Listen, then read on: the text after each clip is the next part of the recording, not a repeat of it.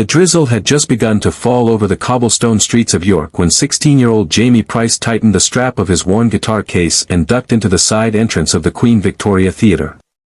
He wasn't here to perform, not officially. He was just one of the hundreds who had queued for the televised talent show's open auditions. But unlike the others, Jamie carried more than nerves in his chest, he carried a promise.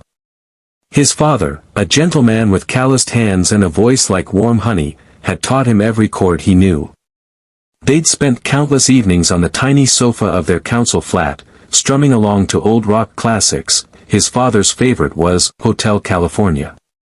6 months ago, cancer had stolen him away, leaving Jamie with nothing but memories, his dad's guitar, and the unshakable echo of their last conversation. "Promise me, lad," his father had whispered through labored breaths. "One day, you'll sing that song where the world can hear you. And when you do, know I'm listening." Jamie hadn't planned to audition so soon. But when his school music teacher spotted him playing alone in the lunchroom and mentioned the show, something inside him said now. Maybe it was madness, maybe grief. Maybe both. The backstage area buzzed with nervous chatter, contestants rehearsing in corners, hair and makeup teams rushing by. Jamie found a quiet spot behind a curtain and began softly tuning the guitar. His fingers trembled, but not from the cold. A middle-aged man in a security jacket walked past, then stopped and doubled back. "You all right, lad?" he asked kindly. Jamie nodded, though his throat was tight. "Yeah. Just, waiting my turn." The guard glanced at the frayed strap, the scuffed wood of the guitar. "That's not just an instrument, is it?" Jamie smiled faintly. "It was my dad's." The man didn't say more, just patted Jamie's shoulder and walked away. But that simple gesture felt like a tiny anchor keeping him steady. When his number was finally called, Jamie stepped out onto the stage. The bright lights made the audience a blur, but the 4 judges sat clear as day in front. One of them, a sharp-tongued celebrity known for brutal honesty, raised an eyebrow. "What will you be singing for us, Jamie?" Jamie swallowed. Hotel California, by the Eagles." A murmur ran through the room.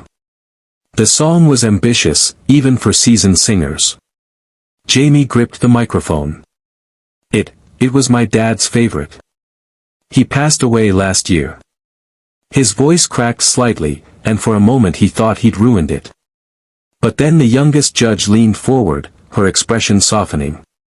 "Take your time," she said gently. Jamie began to play. The first notes echoed through the theater, low and haunting. His voice was tentative at first, but as the melody wrapped around him, the fear ebbed.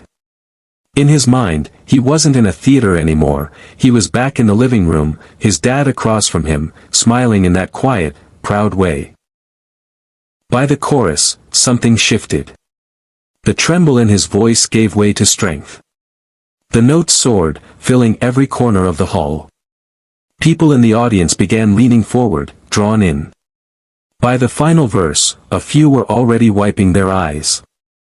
When the last chord faded, silence hung heavy for a moment, then the room erupted in applause.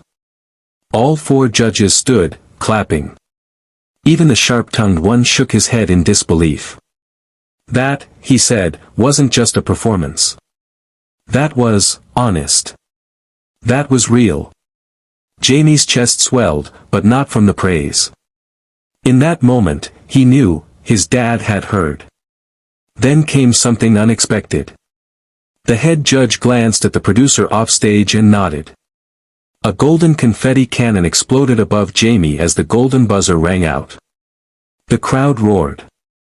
The golden ticket in his hand wasn't just a pass to the live shows, it was proof he had kept his promise. Backstage, as crew members congratulated him, the security guard from earlier appeared again. He pulled something from his pocket, a small, folded photograph.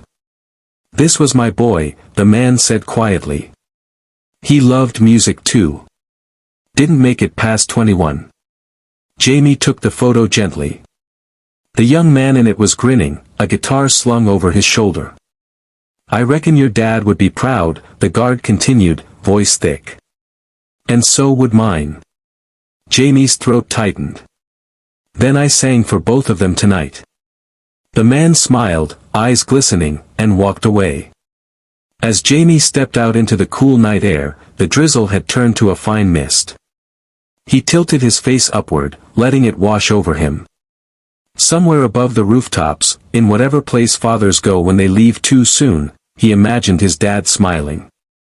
And for the first time in months, Jamie smiled back.